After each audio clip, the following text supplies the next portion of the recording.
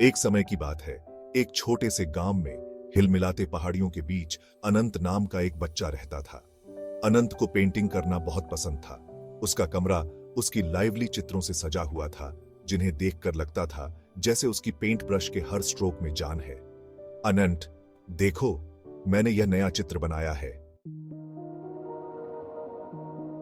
एक दिन एक बुजुर्ग आदमी जिसने अनंत की टैलेंट के बारे में सुना था, उसके पास गया। उसने अनंत को एक ऐसी पेंट ब्रश भेंट की जो किसी और से अलग थी। ओल्ड मैन, यह एक जादुई पेंट ब्रश है।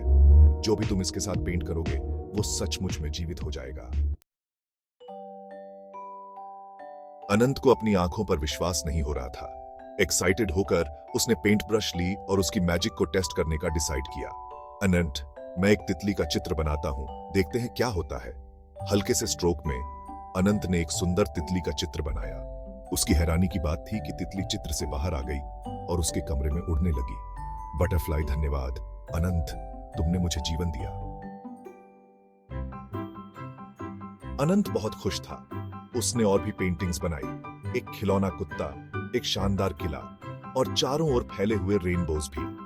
अनंत, अब मैं और भी अमेजिंग चीजें बनाऊंगा। यह पेंट ब्रश सचमुच में जादुई है। लेकिन एक दिन अनंत की काइंडनेस ने एक लालची व्यापारी का ध्यान खींचा।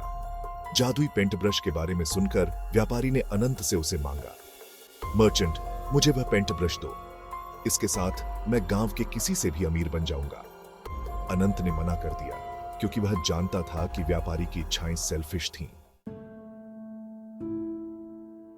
गुस्से में आकर व्यापारी ने पेंट ब्रश छीनने की कोशिश की।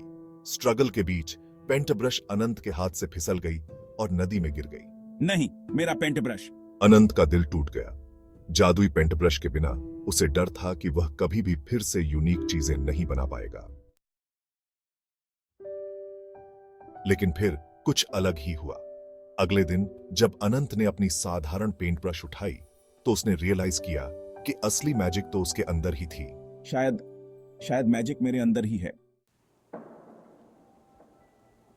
अपनी टैलेंट और क्रिएटिविटी के साथ अनंत ने आगे भी सुंदर पेंटिंग्स बनाना जारी रखा, जिससे गांव के सभी लोग खुश होते थे। अनंत, तुम्हारी कला सचमुच अद्भुत है। धन्यवाद।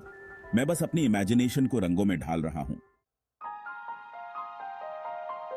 और इस तरह अनंत ने सीखा कि जहां एक तरफ जादुई पेंट ब्रश स्पेशल थी, वहीं असली मैजिक तो उसकी इंस्पिरेशन और काइंडनेस में थी, जो उसकी कला को सच में जीवंत बनाती थी। हाँ, असली मैजिक तो मेरे अंदर ही था। समाप्त।